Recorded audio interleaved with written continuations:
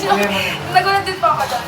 Pero yun, hindi ko po alam kung what to feel, pero isa lang alam ko, it's God's plan, God's will, and very thankful and grateful sa gift na and bonus na binigay niya for us. Thank you, and to Faye, the best setter. Also an instrumental part of Adamson sa success this season. So your thoughts on having that award?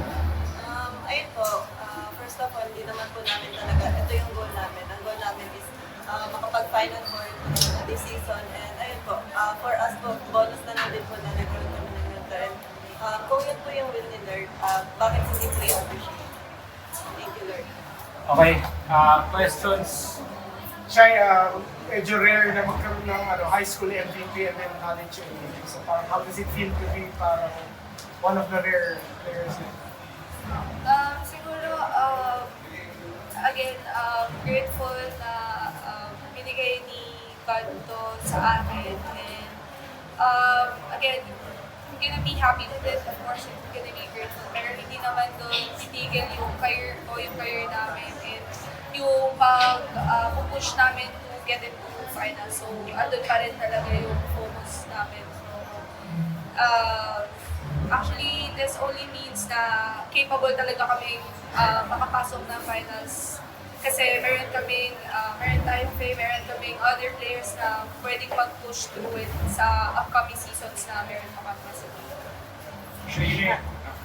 Shai, more than the MVP award, you're also representing your school sa award.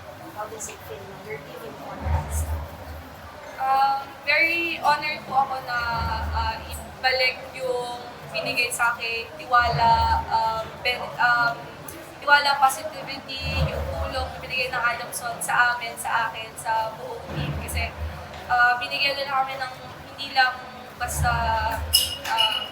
bukod basta sa pera, sa dorm, sa pag-aaral, kung hindi puso sa paglalaro at puso para ipanalo yung Adamson community at ipaglaban sila. So, it's more than whatever we have now. Vote for Faye and Shayna. Ano yung special sa Adamson volleyball program? From high school to college na nakakapag-produce kayo ng talent gaya nyo and yung pagkakating ng success nyo from both high school and college? Siguro po yung relationship na lang po nila po. We're grateful talaga kung ano yung nangyari ng high school and nadadala ko po. Same din po, yung relationship and yung yung environment na nabibigay namin sa bawat players na meron kami, especially sa amin, kasi alam namin kung gaano kahirap na magkaroon ng negative environment, lalo na pag-growing yung isang player. So, we're gonna be seniors sooner or later.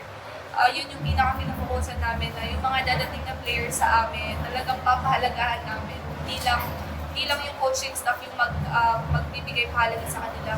Kumbaga kami din bilang players, co-players sila, captain nila, and another leader, bibigay namin yung positive environment but still competitive.